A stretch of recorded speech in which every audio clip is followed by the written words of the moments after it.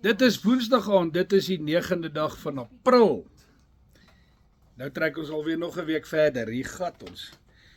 Ok, dis Woensdag aand, ons is almal hier by mekaar. Dankie vir almal wat hier is.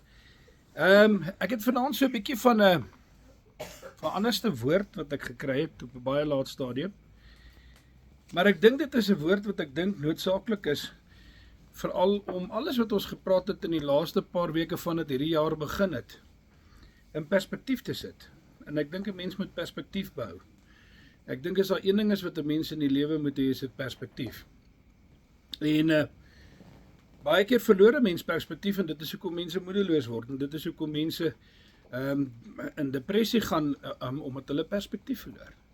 En ons is in 'n baie bevoordeelde posisie en ek hoop dit sal uit vanaand se woord uit voortspruit, maar ons het 'n paar keer nou al in hierdie huiskerk gepraat en terminologie hier rondgegooi en oor dinge gepraat en een van die goeters wat ek nou al baie gesê het, maar baie min oor gepraat het, is God se saligheidsplan. God het 'n saligheidsplan. En nou is my vraag vir almal wat vanaand hier so is. Wie ken God se saligheidsplan? Wie kan vir my sê, wie ken God se saligheidsplan? Ok, alright, ek dink julle ken hom. Ek dink net julle is bang om te antwoord. Sy saligheidsplan, die plan van ons saligheid. Die plan wat God met die mens het met betrekking tot saligheid. Dis 'n baie eenvoudige plan. Dis 'n baie regtig 'n baie eenvoudige plan. En hy is uitgespel in die woord van die Here, uit en uit, net so in sy eenvoudigheid. En dit is, miskien nou moet ons net 'n bietjie die perspektief kry waaroor ek gepraat het, om perspektief te kry oor vanaand, en wat ek dink die Here se Gees vir ons vanaand wil wys, wat baie belangrik is, wie stem saam met my? God het die hemel en die aarde gemaak. Almal sê dit. Wie stem saam met my dat lank voordat hierdie grondlegging van die aarde plaasgevind het, lank voordat God die aarde betree het en die see en die grond geskei het en die son en die maan en die sterre gemaak het en lig en duisternis geskei het en die hele skepping wat ons van lees in Genesis gemaak het, het God gaan sit en 'n plan uitgewerk. Wie stem met my daaroor saam? Nog steeds almal, of is daar mense wat nou begin twyfel? Stem nog altyd saam. Die Here het 'n plan. Nee. Die beste van alles is, daai plan sluit jou in. In die besonder sluit daai plan jou in. Want anderster is die woord van die Here nie die waarheid nie. En ek het die skrifte hier aangehaal, en hier is nie baie skrifte nie, vanaand se notas is kort, en ek dink die woord gaan ook kort wees, maar ek dink dit gaan 'n baie goeie woord wees in my opinie.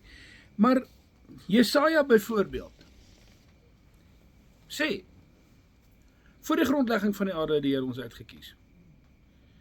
Handelinge 13, kom Paulus en hy sê vir die Jode, julle het die Here verwerp en nou gaan ons na die heidene toe met die woord, en die heidene was baie bly, en die wie se naam voor die grondlegging van die aarde verordeneer was, het tot Christus in die geloof in Christus gekom. Weer 'n keer, selfs onder die heidene, voor die grondlegging van die aarde het God 'n plan gehad. En sy plan het nie net ingesluit om 'n aarde te maak nie, sy plan het nie net ingesluit om 'n skepping daar te stel nie, sy plan het ingesluit om die mens te maak. En daarom het hy die mens gemaak. En een van die redes hoekom, of een van die dinge wat hy gesê het, toe hy die mens gemaak het is, ek gaan hom maak na my beeld. Nou het sonde gekom. Sondeval het plaasgevind, mense het in sonde geval, en nou lyk ons nie meer soos God nie. Wie stem saam met my? Nou het ons nie meer God se beeld nie, want ons het geestelik gesterf vanweë die sonde wat ons gepleeg het, en ons is deel van 'n sondige natuur, ons het 'n sondige natuur. Paulus homself skryf en hy sê, wie sal my verlos van hierdie sondige natuur? Ek is 'n ellendige mens. En dan sê hy, net die Here Jesus Christus kan. Hallo, daar's die sentrale tema van God se saligheidsplan. Maar hoe ingewikkeld is God se saligheidsplan? God se saligheidsplan is absoluut alles behalwe ingewikkeld. God se saligheidsplan is geen mens, en hy sê dit vir Job, en ek het gewonder hoekom staan dit in Job, toe ek die boek Job gelees het, en ek het al baie Job gelees. Maar hy sê op 'n stadium vir Job, hy sê, kan jy jouself red? En dan sê hy, gaan doen 'n klomp goeders. Hy sê, gaan ontmasker elke geveinsde en elke vals persoon en stel hulle tereg, laat hulle verdiende loon kry vir wat hulle doen. Hy sê, en as jy dit klaar gedoen het met almal van hulle, dan sal ek erken, jy kan jouself red. En nou het ons laasweek gepraat, en ek het laasweek 'n ding gesê, een van die grootste probleme wat ons het is, weet jy wat, dit is vir ons verskriklik moeilik om te ontmasker wie's vals en wie's eg. Dit is vir ons verskriklik moeilik om na iemand wat soos oorlede Eugene Terblanche kon praat om te sê, yes, like, is daai nou 'n gesalfde woord of is dit 'n vals woord? Jy weet, het ek te doen met 'n dwaallering hier, wyk ons af van die waarheid van die woord ensovoorts. Ons het juis nou gepraat oor gedagtes en alles wat daarmee gepaard gaan, vernuwe ons gedagtes en ons moet ons gedagtes gevange neem ensovoorts, deur dit in die waarheid en in die woord in te trek en dit daaraan te meet. En nou sê ek vanaand vir ons, die onderskeid baie keer is vreeslik moeilik, om te kan sê, okay, maar weet jy wat, yes, hierdie is die egte ding, hierdie is die regte ding. Want baie keer is die duiwel so geslepe, en moenie vergeet nie, hy bly ons vyand van die begin af, dat hy die egte en die ware so naby aan mekaar kry, dat 'n mens sukkel om te onderskei. En nou kom die woord van die Here en hy sê vir ons, weet jy wat, God het hierdie goeders alles gemaak van die begin af. En God het dit nie gemaak en toe kom daar 'n flaw en toe moet die Here kom en sy flaw regmaak nie. God het dit gemaak soos wat dit gebeur het, want hy het dit so beplan. Die mens het nie in sonde verval omdat die mens swak was en omdat dit nie binne in God se plan was nie. O nee, dit was baie binne in slap bang in die middel van God se plan. Dat dinge moes gewees het soos wat dit gewees het. Ek het eendag hier in die huiskerk die vraag gevra, hoekom het die Here die boom van kennis van goed en kwaad in die tuin van Eden gesit? Omdat hy wou gehad het die mense met sondig nie, hè? Hy wou nie gehad die mense met sondig nie, hy sou sekerlik wou gehad het die mense met 'n opregtheid lewe, maar in sy alwysheid het hy geweet die mens gaan sondig. En dan gaan dit om 'n breek aan die heerlikheid van God, en dan gaan ek 'n saligheidsplan hê, wat vir ewig saligheid gaan bewerk, sonder 'n swempie van teenspraak. En dis hoekom ek nou vanaand, ek praat nou net, en ek gaan, dis net 2 en 6, ek wil net praat oor die saligheidsplan van God.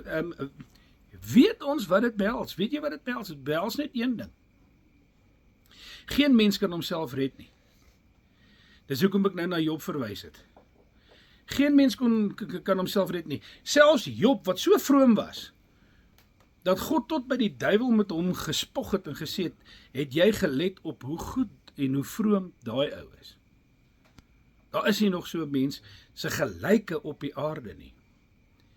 En selfs daai mens kan nie homself red nie. Met al sy vroomheid, met al sy goed, kom God en sê vir hom, ek sal erken dat jy jouself kan red, as jy een klein ding kan doen, en dit is om die egte van die vals te kan onderskei. Want dis baie keer waar ons probleem lê.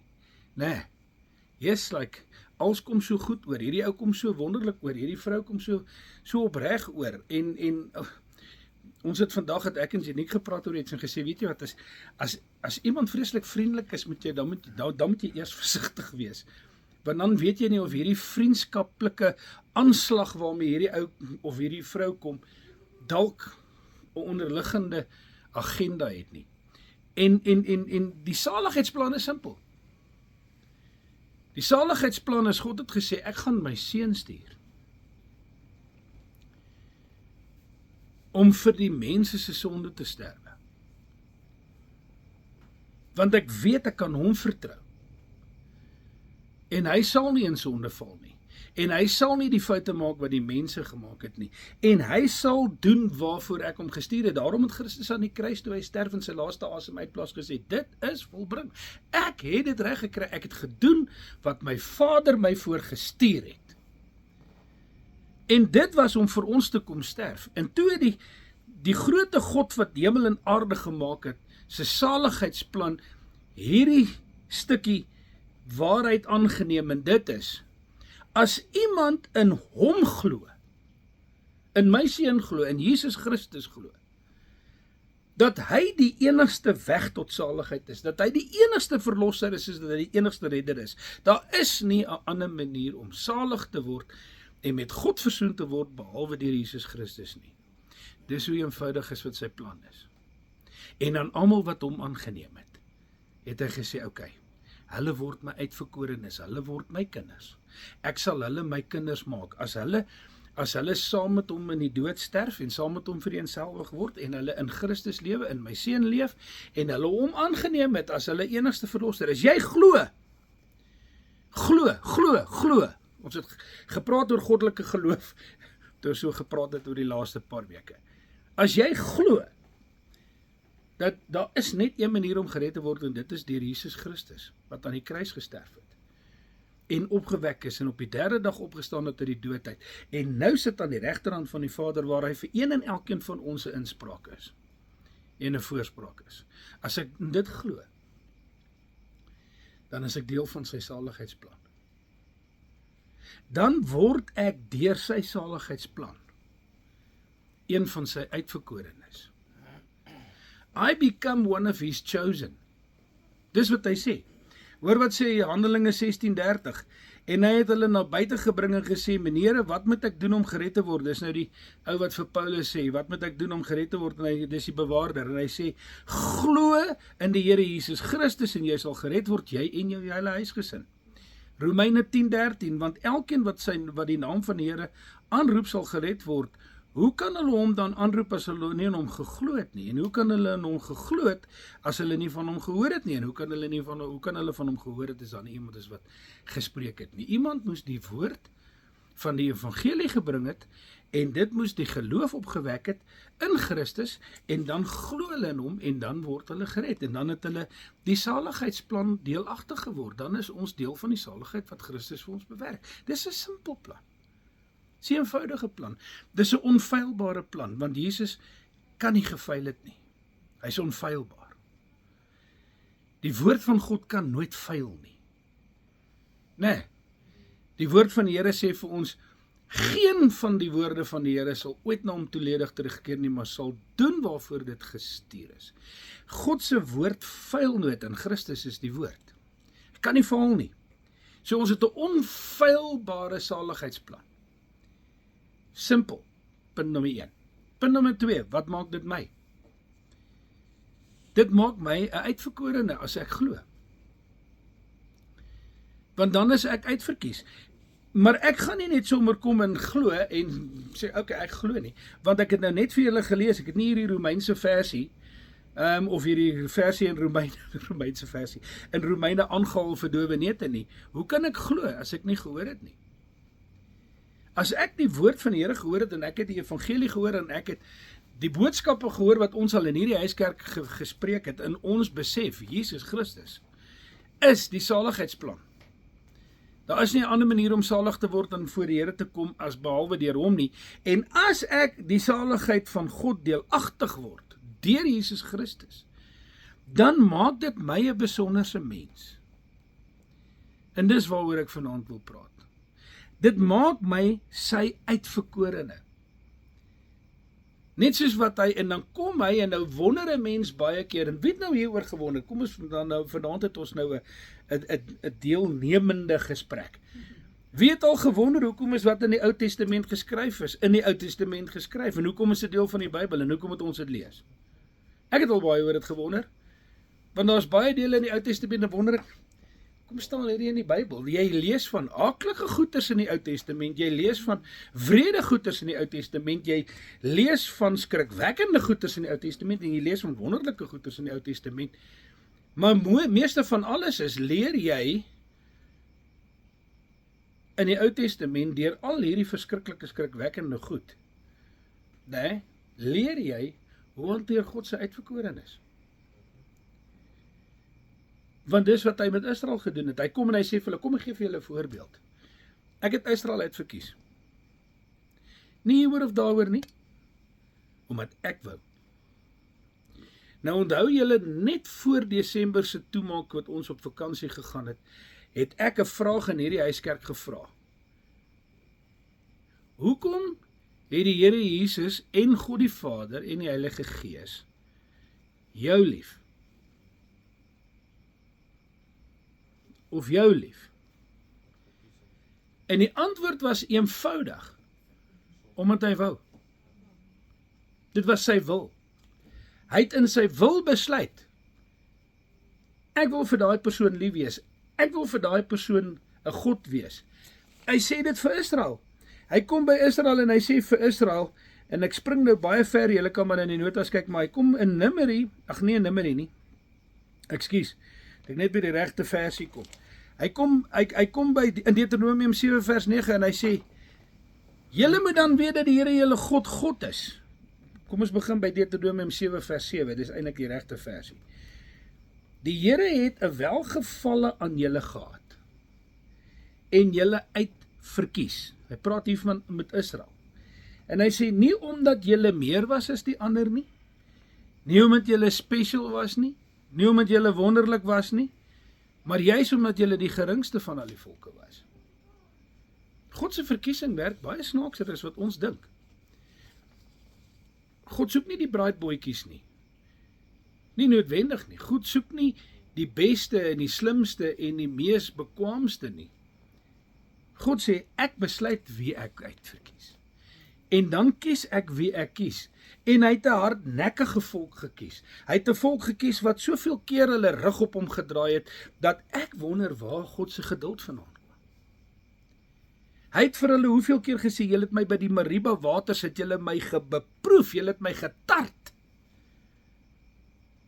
Toe hulle kom en hulle sê, ons het nie vleis om te eet nie, en ons ken die stukkie hoe die Here toe vir hulle vleis gegee het, en hulle skoon naar geword het, daarvan party van hulle dood gegaan, van te veel vleis wat hulle geëet het, toe hulle vir die eerste keer kwartels kry om te eet. God het by meer as een geleentheid so woedend vir hierdie volk geword, wat hy uitverkies het. Nou hallo, hoekom is ek uitverkies? Is ek uitverkies? Kom ons begin by daai vraag. Nou vra ek jou, Janiek, hoe weet jy jy's uitverkies? Ek weet nie die verkiesing werk nie, want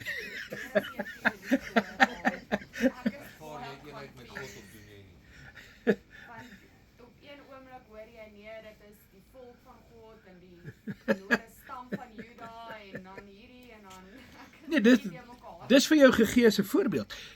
Hoe ek weet ek uitverkies is eenvoudig, en Neil het actually vir jou die vraag gevra wat daarmee gepaard gaan.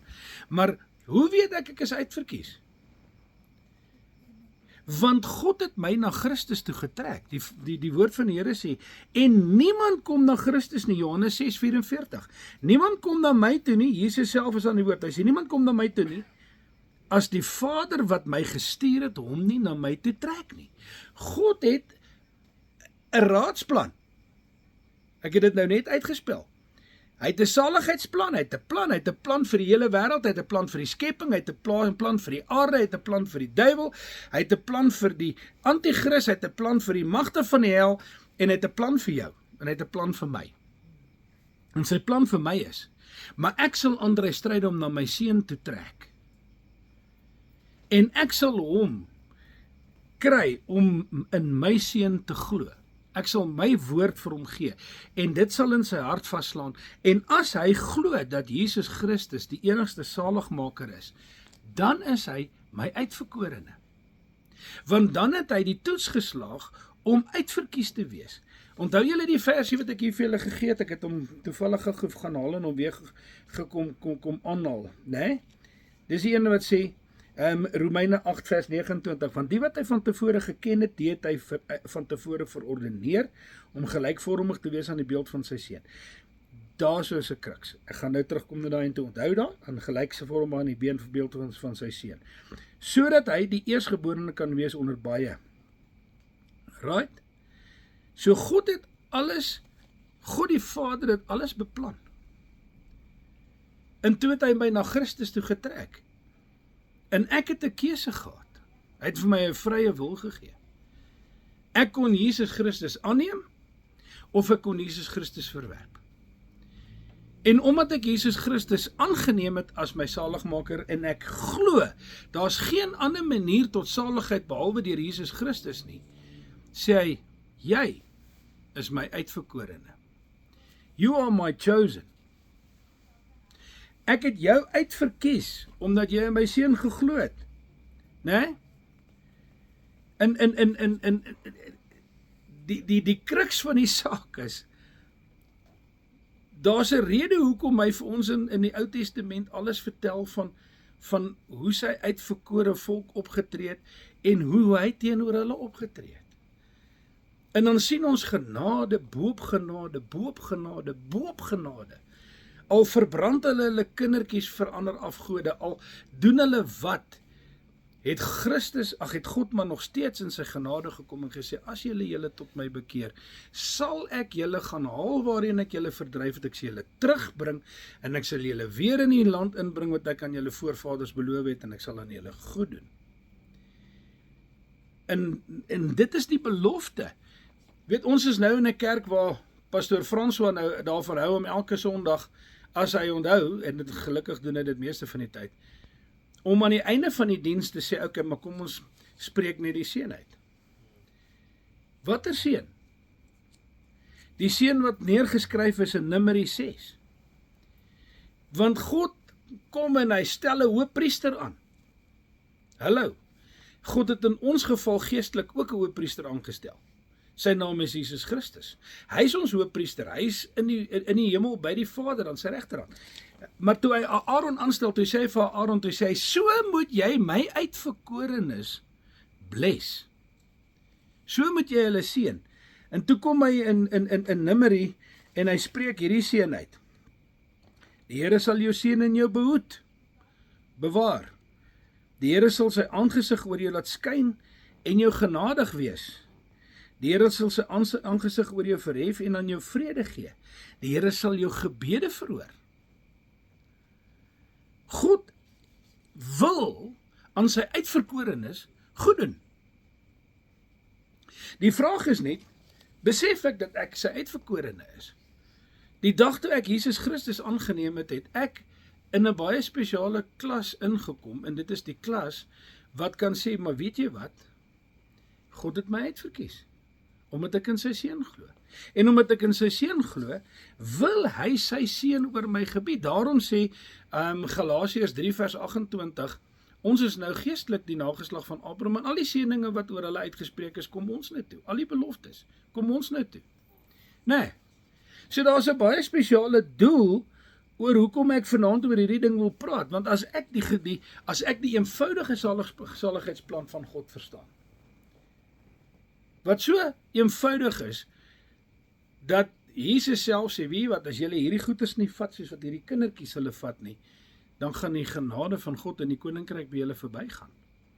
Dit is so eenvoudig, dit is maklik vir 'n kind om te begryp, dat weet jy wat, Jesus Christus is alles waaroor dit gaan. Hy het gekom, hy het gesterf, hy het sy lewe neergelê, hy het sy lewe weer opgelê, hy sê, niemand het my lewe by my geneem nie, ek het dit vrywillig neergelê, hy sê, ek het dit weer opgeneem. God die Vader het hom opgewek deur die Heilige Gees, en hy het opgestaan op die 3de dag, en hy is vandag aan die regterhand van die Vader, waar hy vir ons intree, waar hy vir ons 'n voorspraak is.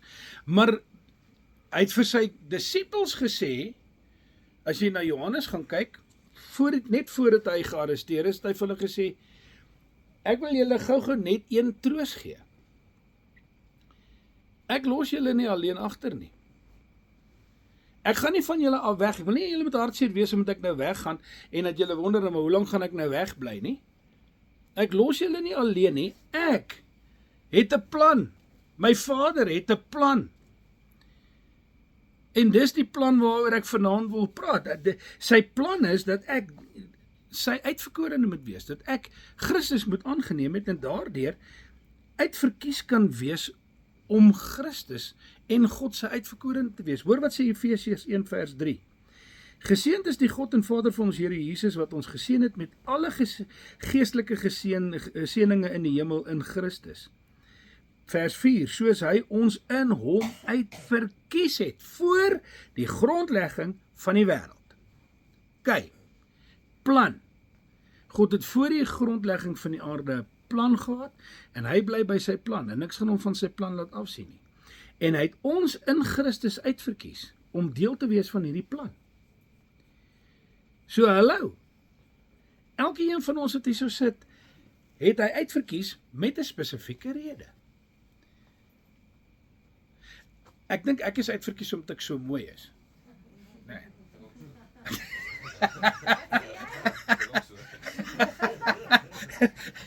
Nee, alles behalwe. Okay.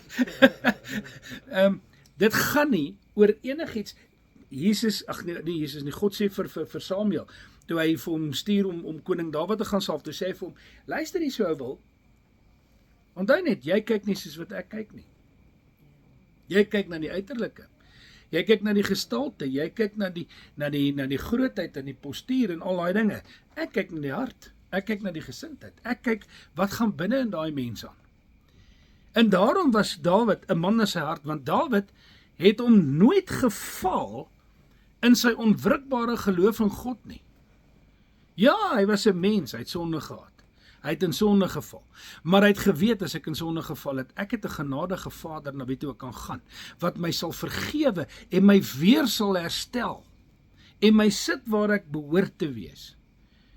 En dis presies wat met Dawid gebeur het. God het Dawid elke keer geseën en sy nageslag geseën tot in alle ewigheid en gesê dat selfs uit die Juda stam sal die verlosser kom. Jesus Christus, wat die kernpunt is van die saligheidsplan waarvan ek nou gepraat het. Hierdie eenvoudige plan. 'n Eenvoudige plan wat sê, daar's 'n verlosser. En daai verlosser doen alles. Hy het die volmaakte werk gedoen. Wat ek nodig het om te doen, is om een met daai verlosser te word en so onwrikbaar in hom te glo dat hy die een is wat vir my deur sy saligheid en deur sy kruisdood die saligheid bewerk het, né? Dat dit by my so vas staan dat niks my daarvan sal al wegvat nie. Ongelukkig spreek Jesus self nogal 'n twyfel daaroor uit en ek gaan nou daarby kom. Hoor wat sê Efesiërs 1 vers 5. Nadat hy ons voorbeskik het om ons as sy kinders vir homself aan te neem deur Jesus Christus, na sy welbehae en sy wil.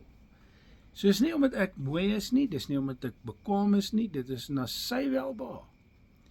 Hy het besluit, in my welbehae sal ek ontsettend oneindig ewiglik met 'n goddelike liefde wat die mens nie eers kan begryp nie, lief wees vir hulle wat my seun aanneem. En glo onwrikbaar in hom dat hy die verlosser is wat almal se saligheid bewerk. Dis wie hy uitverkies. Almal wat dit doen. Want deur geloof kom ek tot uitverkiesing in Christus. Want deur in Christus te glo, raak ek hierdie dinge deelagtig. Julle kan my notas lees, is kernagtig en op die punt af. Né? Efesiërs 2 vers 8, want uit genade is julle gered deur geloof. Deur te glo in Jesus Christus, het die genade my deel geword. Nee, Galasiërs 3:26, want ons is almal kinders van God, deur die geloof in Christus Jesus. 27, want julle almal wat in Christus gedoop is, het julle met Christus beklee. Nou, ek wil net gou 'n oomblik daar stop. As jy nou in die dag werk en jy het 'n overall aan, En jy kom nou by die huis en jy het nou 'n funksie en jy spring deur 'n bad. En jy trek 'n pak klere aan want jy gaan nou na 'n do toe. Waar is die overall? In die mandjie. Hy is weg van jou af, jy het niks meer met hom te doen nie. Jy's heeltemal anders geklee, jy lyk anderster, jy is anderster want jy het van daai ontslaag geraak. Jy het van die filthy rags ontslaag geraak en jy het hierdie aangetrek wat jy nou aan het. Dis presies wat daai skrif in die Griek sê. Hy sê ek het die ou mens uitgetrek en ek het hom, hy's nie eers meer by my nie, hy's weg. Daai is weg. Ek het hom met al sy sondige begeerlikhede, het ek uitgetrek soos wat ek klere uittrek en in 'n wasgoedmandjie gooi. En ek het aangetrek die Here Jesus Christus, sy karaktereienskappe, sy geaardheid, sy gesindheid, het ek aangetrek. Dis die kleed waarmee ek nou bekleed is. En nou is ek in God, in Christus, deur God uitverkies. Hoekom? Okay, hier is 'n vraag. Daar sê, dankie Johan Jesu, hierdie ou is wakker vanaand. So hy sit nie verniet hier so by my op die voorste gestoeltes nie. Weet jy wat? In die saligheidsplan van God het hy gesê, weet jy wat? Ek het die mens gemaak na my beeld. Onthou jy, ek het vir julle gesê, na sy beeltenis, en toe ek net nou daai versie lees wat sê, na die volle gestalte van Christus, sê ek, hier kom 'n kruks, ek kom terug hiernatoe. Ons het die beeld van God verloor deur sonde, wat deur Adam en Eva in die wêreld ingebring is, en so vermenigvuldig het, en so erg geword het, dat die Here so spyt geraak het, dat hy die mens gemaak het, dat hy 'n vloed gestuur het in Noag se tyd, en almal doodgemaak het, behalwe Noag en sy 8 mense wat saam met hom in die ark was, en die diere wat hy gered het ook in die ark. Nee, want God het 'n liefde vir diere, hy kon nuwe diere gemaak het, maar hy het die wat hy gemaak het, 'n paar in die ark laat ingaan. Was seker nie 'n baie maklike taak vir Noag om agter al daai ouens te kyk terwyl hulle daar op die water rondgedobber het nie, maar God was so spyt uit die mens gemaak dat hy almal vernietig het behalwe daai klompie. En toe gaan van daai klompie mense af en hulle vermeerder en hulle vul weer die aarde. Dat hulle so verskriklik begin sondig en te kere gaan dat God na stede kyk waar dit hoogtyd vier en sê maar ek sal hierdie stad verwoes. Kyk vir Sodom, kyk vir Gomorra, lees die Bybel. Kyk vir Ninive, hy wil Ninive verwoes het. Toe stuur hy vir Jona en hy sê, gaan sê vir hierdie stad, ek gaan hulle verwoes. Maar ek gee hulle hierdie waarskuwing, as hulle tot my bekeer, sal ek dit nie doen nie. Want daar is nie net hulle nie, daar is 'n paar gelowiges en daar is ook diere. Weer 'n keer sê God en daar's diere. Toe hy vir Jona na Ninive toe gestuur het. God is 'n God van genade en hy wil nie verdelg nie, maar hy het stede vernietig, hy het stede verwoes. Hy haat die sonde. En nou kom die woord van die Here en hy sê vir ons, nou in die laaste dae waarin ons nou leef, gaan die sonde weer so erg wees, soos in die dae van Noag. En dit gaan net so erg wees soos in die dae van Lot. En dan gaan God kom en dan gaan hy finaal hierdie aarde verdelg. En ons lees daai hele storie in Daniël en in Sagaria en in Esegiel en in Openbaring. En ons het 'n prentjie en ons weet waarheen gaan alles en ons weet waar gaan dit eindig. We know the end of the story. Ons het Sondag 'n koortjie gesing. We know how this story end. Ons weet hoe hierdie storie eindig. God het vir ons Openbaring gegee. Dis gaan nie baie lekker wees vir 'n klomp mense nie, en dit gaan ook nie baie lekker wees vir die duiwel en sy engele en vir die anti-kris nie, maar vir hulle wat uitverkies is, gaan dit fantasties wees. Want hy berei ons voor vir wat? Nog 'n ou wat wakker is. Want ons gaan in sy koninkryk aktief wees. Ons gaan nie nou op 'n bedjie lê en druiwekorreltjies van 'n tros afpluk en lê en vakansie hou nie. Ons gaan in God se koninkryk aktief wees. Hoekom dink jy vertel Jesus die gelykenis deur te sê, oor weinig was jy getrou, oor veel gaan ek jou aanstel? Daar's aanstellings, daar's loon, daar's dinge wat gaan gebeur in God se koninkryk wat kom. En ons gaan deel daarvan wees as ons uitverkore is. Want dit is waarvoor hy die uitverkorenes uitkies, om deel te wees van sy koninkryk. Maar dis nie waar dit eindig nie. Dis regtig nie waar dit eindig nie. Dit word baie lekker, want hy kom en dan sê hy, okay, ek het net hier een vraag hierso geskryf, want ek het baie haastig hierdie woord gekry. Hoekom is ek uitverkies? Yes, ek weet nie, maar ek is baie bly ek is. Kom ek sê dit. Ek weet nie hoekom die Here in sy groot genade na my kyk nie. Ek meen, ek ken nie eers al my foute soos wat God my foute ken nie, en as ek na myself kyk, dan dink ek by myself, ek is nie waardig nie. Nee. Ek is nie waardig nie, maar Christus is waardig. En Christus het deur sy afsterwe en deur sy soendood aan die kruis, het hy my waardig verklaar in hom. Nee? Ek het geen geregtigheid nie, ek het nie eers eie geregtigheid nie. Al wat ek het is, ek het die geregtigheid van Christus wat vir my in God is. God het vir my gesê, in Jesus Christus is jy geregtig. Is jy my geregtigheid. En dit gee hy vir my, hoekom? Omdat ek een van die uitverkorenes is. En ek wil hê julle met hierdie ding baie mooi verstaan. God het nie gegaan sit aan die begin en gesê, enie, mini, mini, mou, hierdie ene gaan, hierdie een gaan, hierdie een gaan, hierdie een gaan, in liekraak gepiek, en nou het dit maar uitgespeel op die aarde, nadat die skepping tot stand gekom het. Nee. God het gesê, my saligheidsplan pivot rondom my seun, Jesus Christus. En as jy hom aangeneem het, is jy alles, en as jy hom verwerp, ken ek jou nie. Daarom sê hy, ouens gaan na hom toe kom en sê, ons het wondere in jou naam gedoen, ons het duiwels uitgedryf, en siekes gesond gemaak, en hy gaan sê, ek ken julle nie. Hoekom nie? Want hulle het nie Christus werklik aangeneem, as hulle enigste hoop op saligheid nie. Daarom kry jy mense wat dink, okay, ek is nie heeltemal seker nie, miskien is dit my goeie werke wat my gaan red, miskien is dit omdat ek so baie dinge vir die armes doen, en vir die kerk doen, en vir evangelisasie doen, en vir dit doen, en werklik waar ek dink ek is 'n goeie mens. Daar's ongelukkig baie goeie mense wat dit nie gaan maak nie, want net die ouens wat Christus aangeneem het, gaan dit maak. As ek nie besef dat wat ek doen ek nou uit liefde, omdat hy my uitverkies het nie, dan mis ek die punt. My goeie werke is die vrugte wat voortspruit, omdat ek tot geloof gekom het in Christus wat gesê het, ek het jou uit hierdie wêreld uitgeruk. Ek het jou letterlik uitgeruk uit die koninkryk van die duisternis, en ek het jou oorgeplant in die koninkryk van die lig. Ek het jou gevat uit die diepste moddersluike van die wêreld, en ek het jou geplant op die rots Jesus Christus. Jy is myne, jy behoort aan my.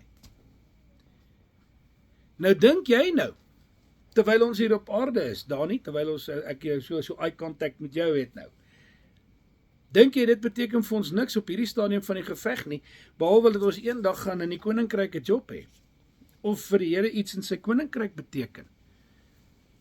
Kyk op 'n hands-on antwoord, sal ek sê, weet jy wat, kyk, die Here kies vir hom persone, ons sal dit sê pionne, wat hy gebruik om mense vir hom, kom ons sê siele vir hom te wen. En so baie mense kan nie iets praat of sê nie, dan ek kan nie al voor op 'n preekstoel gaan staan en sê mense, kom ons maak so, en ek gee vir almal woord nie. So kom 'n volgende spreker en jy gaan staan daar op die dag agter die kansel, en jy gee al die woord. So gebruik die Here die mense om mense te gaan verwerf. Dis die doel, né? Christus het ons uitverkies vir 'n doel. Ek stem met jou saam. Dis die doel. Maar wat beteken die uitverkiesing vir jou nou? Wat beteken dit dat jy 'n kind van die Here is nou? Wat beteken dit dat hy sê, maar weet jy wat, omdat jy my seun aangeneem het, dat ek jou uitverkies? Wat beteken dit vir jou nou? In hierdie lewe, hier waar ons vandag sit, met al sy moeite en sy swaar kry en goeders waaroor pastoor Burger gepraat het van die sorge van die lewe wat kom, waardeur volharding gekweek word en al daai goeders, dis pragtig, is wonderlik, maar wat beteken die uitverkiesing vir my vandag? Dis waarby ek wil uitkom, wat beteken dit vir my? En ek gaan vir jou nou sê wat dit beteken, want verlossing. Dis soos wat Martha gesê het, toe Jesus vir haar sê, ek is die opstanding, toe sê, ja Here, ons gaan almal eendag opstaan. Nee, wat beteken dit nou? Vandag. Wat beteken dit dat jy God ken nou vandag? Dis die vraag.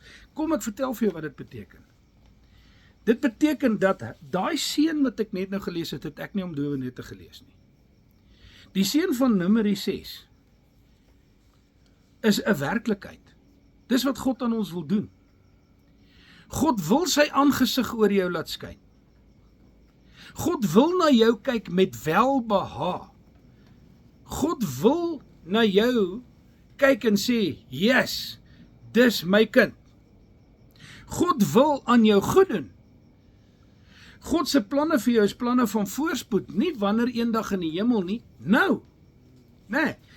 Hoor wat sê hierdie, julle ken almal Romeine 8:28, wat ons almal uit ons kop uit kan sê, en dit is dat alles werk ten goeie mee vir hulle wat Christus lief het, nie, hulle wat na sy welbehaag, of wat na sy welbehaag, nee, geroep is, nee, uitverkies is. Alles werk ten goeie mee, alles op hierdie aarde waardeur ons gaan, werk ten goeie mee, hoekom? Omdat God ons uitgekies het, omdat God ons in sy welbehaag gekies het, omdat ons geloof in Christus gesit het, en sy seun gesit het. Dis wat dit is wat Romeine 8:28 sê. Nee? Maar hier kom vir my die kern van die saak, Lukas 18 vers 7. Ek wil hê julle met hierdie versie baie mooi verstaan. Hy sê, hy vertel, kom ek gee net die agtergrond, kom ek sit net hierdie stukkie in konteks. Jesus kom by sy disippels en hy sê vir hulle, hoor hierso, ek sien julle raak baie maklik moedeloos. Kom ek vertel vir julle gou 'n storieetjie, dat julle nie kan moedeloos word nie. En toe begin hy en hy vertel vir hulle 'n storie van 'n onregverdige regter. En hy sê vir hulle in Lukas, is dit Lukas 8? Ja, Lukas 18, Lukas 18. Hy sê vir hulle in Lukas 18, hy sê, daar's hierdie onregverdige regter. En hierdie vrou gaan na hierdie onregverdige regter toe met 'n saak, en elke keer wys hy al weg. En hy luister nie na nie. En naderhand sê hy, yes, hierdie vrou hou so aan. Ek beter aan haar goed doen. En gou ook, anders gaan sy dalk kom in my gesig kom slaan, sê die ou vertaling. Nee. En dan kom hy by die kruks van hierdie stukkie, en dan kom hy by vers 7, en dan sê hy, sal God dan nie reg doen aan sy uitverkorenes? Hallo, hier is die woord van die aand. Sy uitverkorenes, die wat hy uitgekies het. Wie het hy uitgekies? Die wat in sy seun glo. Dis eenvoudig. Wat dag en nag tot hom roep nie. Al is hy ook lankmoedig in hulle geval. Nou oké, wat beteken lankmoedig? Lankmoedig beteken, hy talm 'n bietjie. En nou kom pastoor Burger se preek vir my pragtig mooi hierin. Want deur die swaar kry en die talm van God wat hy sê, oké, ek hou 'n bietjie terug, maar ek gaan goed doen aan hierdie kind van my.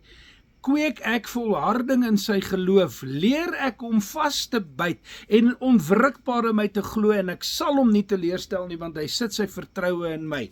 Dis wat die Here wil sien, dis wat die Here wil toets, dis wat die Here wil hê. En dis die tipe van mense wat hy wil gebruik nou op aarde. Hy het jou nie gekies omdat jy sekere kwaliteite het nie. Jy het nou dit mooi opgesom daarin toe jy gesê het. Jy kan nou nie so baie mooi praat soos ander ouens nie. Jy kan iets anders te doen, maar hulle kan mooi praat, hulle kan artikuleer, hulle kan hulle self duidelik uitspreek, hulle kan allerlei goeders doen. Maar God het jou gemaak, en dit was 'n versie al van 3 of 4 weke terug, né? Wat was daai versie? Hy sê die volgende, hy sê, God het ons dan gemaak wat ons nou is. Nou is, dis wat hy ons gemaak het. Hoekom?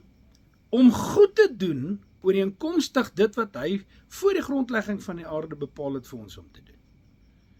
Dan kom ons weer by die saligheidsplan voor die grondlegging van die aarde. God bly by sy plan. Hy wyk nie links of reg as van sy plan af nie. En nou kom hy in hierdie plan en hy sê, maar ek het in hierdie plan een ding besluit, en dit is, ek wil aan hierdie ouens wat by my bly en wat in my seun is, wil ek goed doen. En gou ook. Daai versie sê, net in die volgende versie 8, hy sê, en ek sê vir julle, hy sal gou aan hulle reg doen. En dan spreek hy 'n ding uit, wat my gemaak wonder het. Hy sê, maar sal die seun, hoofletter, Jesus Christus, as hy kom, wel die geloof op aarde kry. Weet wat bedoel hy daarmee? Die geloof dat Jesus Christus die enigste redder is. Wat is besig om in die wêreld te gebeur op die oomblik?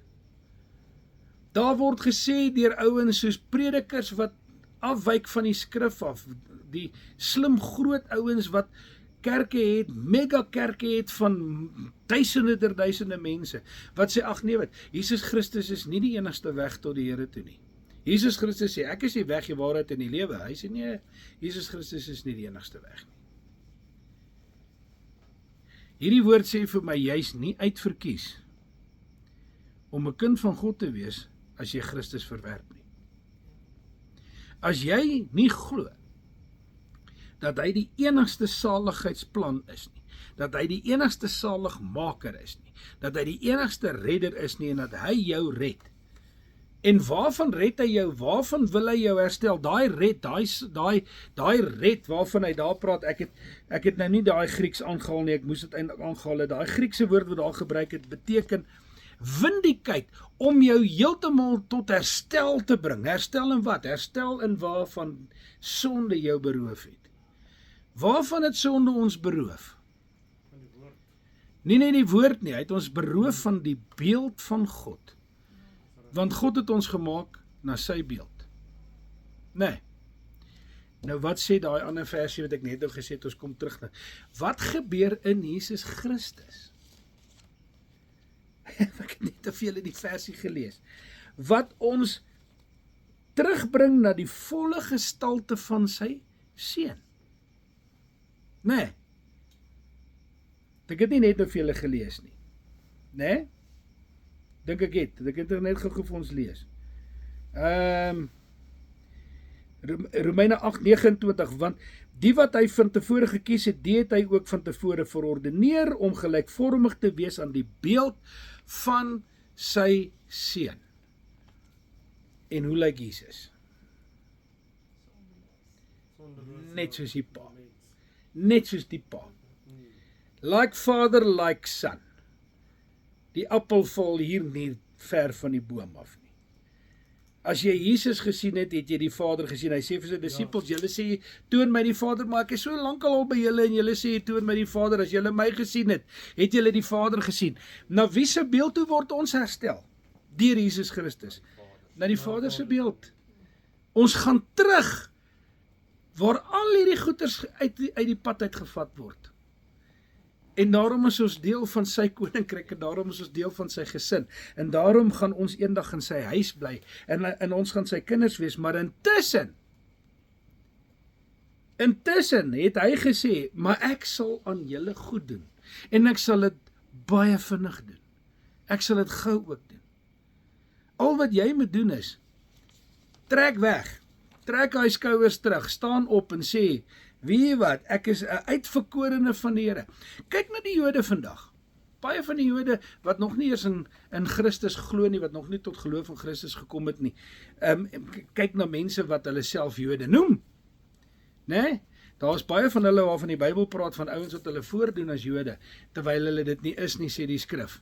Né? En dan kry jy hierdie mense wat sê, nee, maar ons is Jode. Ons moet die Sabbat gehoorsaam en ons moet al hierdie dinge doen en nee? Weet jy wat, ek het nie nodig om dit te doen nie. Ek het nie nodig om dit te doen nie. Al wat ek nodig het om te doen is om te weet, Jesus Christus het vir my gesterf. Hy het vir my gesterf. En hy het gesê, as jy my aanneem, dan bring ek jou in die familie van God in. Jy gaan 'n kind van God saam met my wees. En dan kom al hierdie goeters waarvan ek vanaand gepraat het, kom ons toe. Ek is feitelik klaar. Waarvan ek nou praat. Hy sal aan sy uitverkorenes goed doen en gou ook. Daai gebed waaroor jy so huil. Daai gebed waaroor jy soveel trane stort. Dink jy dis vir die Here lekker om te sien dat dit nog nie gebeur het nie? Nee, hy sê jy's hierso, hy sê ek wil aan jou goed doen en ek sal ook, al is ek lankmoedig in jou geval. Al talm ek 'n bietjie omdat ek by jou iets wil kweek. Wat sê die Here? Hy sê ek wil julle geleer het soos 'n pa sy kinders leer. Jy weet, 'n pa wat 'n goeie pa is, gee nie alles vir die kind as hy kwee nie. Ons ken daai ene nou al. Kinders wat alles gekry het terwyl hulle gekwee het 'n byvoeglike naamwoord. Hulle noem hulle brats. Nee, ouens wat net kry as hulle vra. Is so gewoond om net te kry as hulle vra, as hulle dit nie kry nie, dan gooi hulle tantrums al is hulle 30 of 50.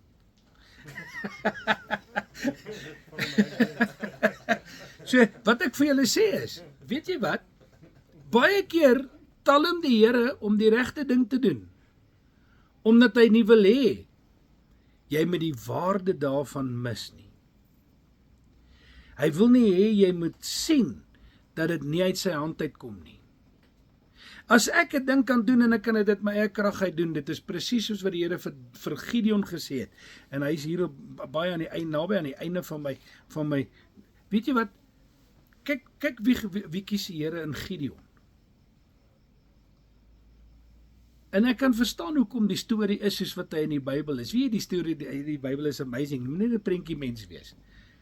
Hier is ou Gideon. Al die ouens kruip weg vir die Midianiete. Die Midianiete is soos die sand van die see.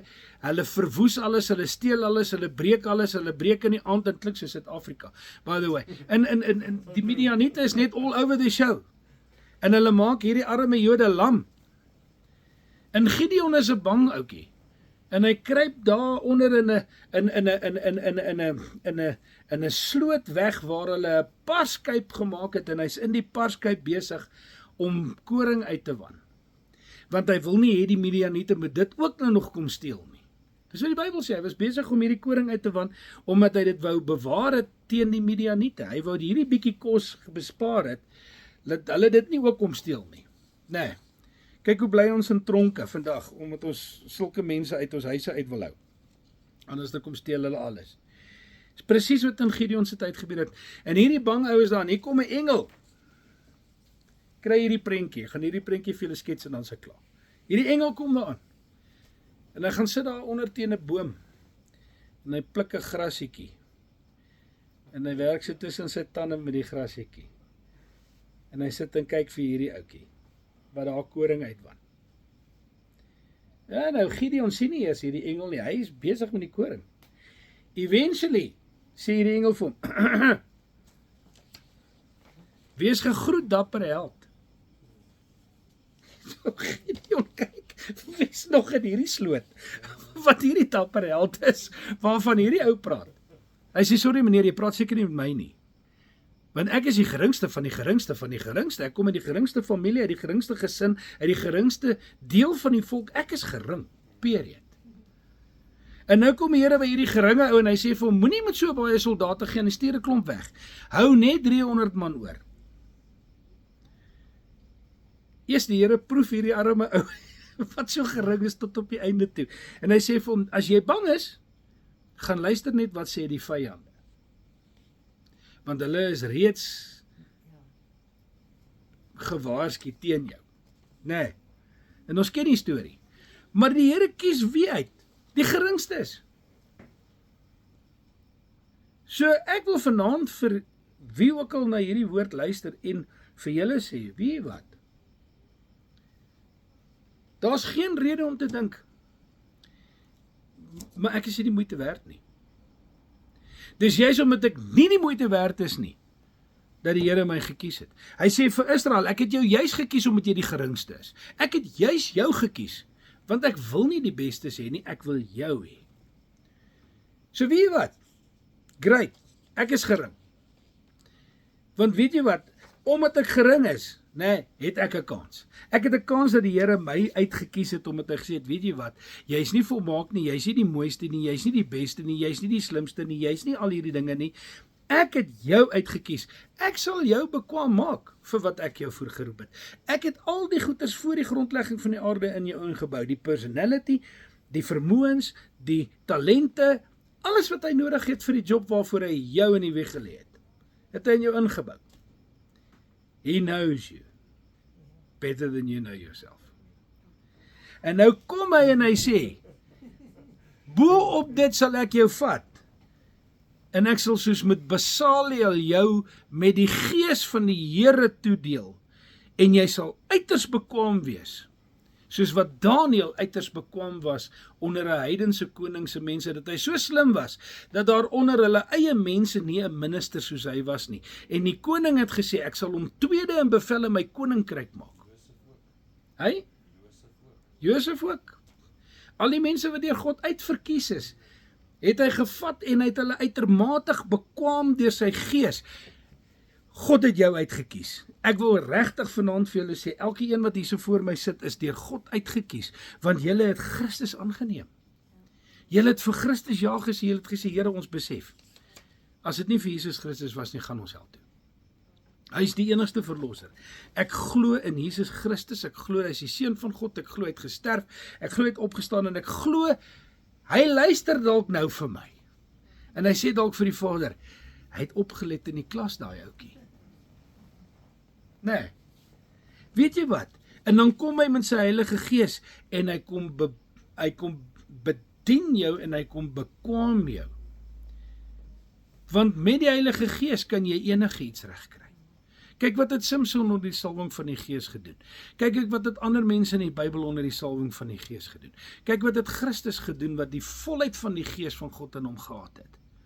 Daar was net niks wat vir hom onmoontlik is nie, en dan draai daai selfe Jesus Christus om, en hy sê, omdat jy in my is, en jy 'n uitverkorene van God is jy tot alles in staat, want ek sal jou die krag gee. Jesus, ek dink dis 'n great word. Ek dink ek is baie opgewonde. Ek dink, weet jy wat, ek gee nie om wat se teleurstellings daar is nie. Ek gee nie om wat se swaar kry daar is nie. Dit kweek volharding in al daai mooi goeters, maar deur dit alles weet ek, dat ek weet, dat omdat ek deur God uitverkies is, omdat ek een van sy uitverkorenes is, kom hierdie belofte my toe wat sê, en hy sal aan sy uitverkorenes, wat dag en nag tot hom roep, doen wat hulle vra. En dis die seun van Nimeri, en ek sal julle gebede verhoor, en ek sal my aangesig oor julle laat skyn, en ek sal oor julle glimlag. Die Engels het 'n mooi woord vir daai deel. He will let his countenance shine over you. Daar is nie 'n Afrikaanse woord vir countenance nie, want dit is so ongelooflik. God se welbehaaglike blik van liefde waarmee hy na jou kyk en sê, yes, dis my uitverkorene. En dis hoekom die woord van die Here sê, ek sal die vyande word van jou vyande. Jesaja, ek sluit met hierdie woord af wat in Jesaja 41 is. Hoor wat sê Jesaja 41, ek gaan 'n paar versies lees, want dit is so mooi. Jy, wat ek gegryp het van die eindes van die aarde af, van die uithoeke van die aarde geroep het, en vir jou gesê het, jy is my dienaar. Ek het jou uitverkies en jou nie verwerp nie. Hoor mooi.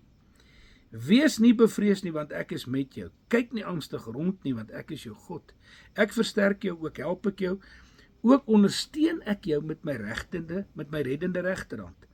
Kyk, hulle almal sal beskaam staan en in skande kom wat teen jou toornig is. Hulle sal word soos niks en jou teenpartye sal omkom. Esau, Jy sal hulle soek en hulle nie vind nie. Die manne wat met jou twis, hulle sal word soos niks en soos 'n nietige ding. Die manne wat teen jou oorlog wil voer, sal net wegwees. Dis wat gebeur as jy sy uitverkorene is. Ja, Israel moes fight. God moes hulle leer veg. Hulle moes van allerhande goeters moes hulle wapentuig maak en hulle moes leer oorlog maak. En hulle moes leer veg. Hulle moes al daai lande of daai nasies wat in die beloofde land was, moes hulle verdryf. God het hulle voor hulle uitverdryf. God het vir hulle die stryd gestry, maar hulle moes veg. Hulle moes hulle deel doen. Ek en jy moet ons deel doen. Ek en jy moet uitgaan en sê, Here, vandag vat ek wat ek ook al moet doen. En hier is die laaste versie, ek raak nou weer soos pastoor François. Prediker 9, vers 10. Alles wat jou hand vind om te doen, doen dit met al jou mag. Die nuwe vertaling sê dit baie mooi. Hy sê, wat jy ook al vind om te doen, doen dit met al jou krag, want God is met jou. Want jy is 'n uitverkorene. Al hierdie beloftes wat ek vanaand hierin het, is vir jou.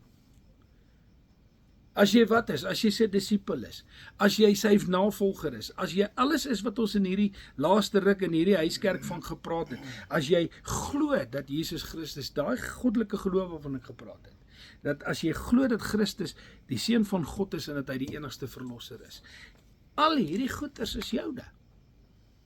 En yes, jy sal teenstanders hê. Hierdie versie sê nie, en jy gaan nie teenstanders hê nie, en daar's nie ouens wat met jou twis nie. Hierdie versie sê, daar's ouens wat met jou twis, maar hulle gaan verdwyn. Hy sê, daar's teenstanders, maar hulle sal soos niks word nie. Let's see what God says, in truth and in spirit. Hy is by jou. Alles wat ek hier in Jesaja 41 gelees het, is 'n profesie oor sy uitverkorenes. Dis wat hy aan hulle doen, wat sy uitverkorenes is. En dis ons. So as julle nou vanaand na hierdie woord luister, en julle dink nie by julle self, wie wat, maar ek het al die krag en reg om môre in die gesig te staar nie, dan is daar iets fout in ons gees. Dan het ons iets wat ons met die Here moet gaan regmaak.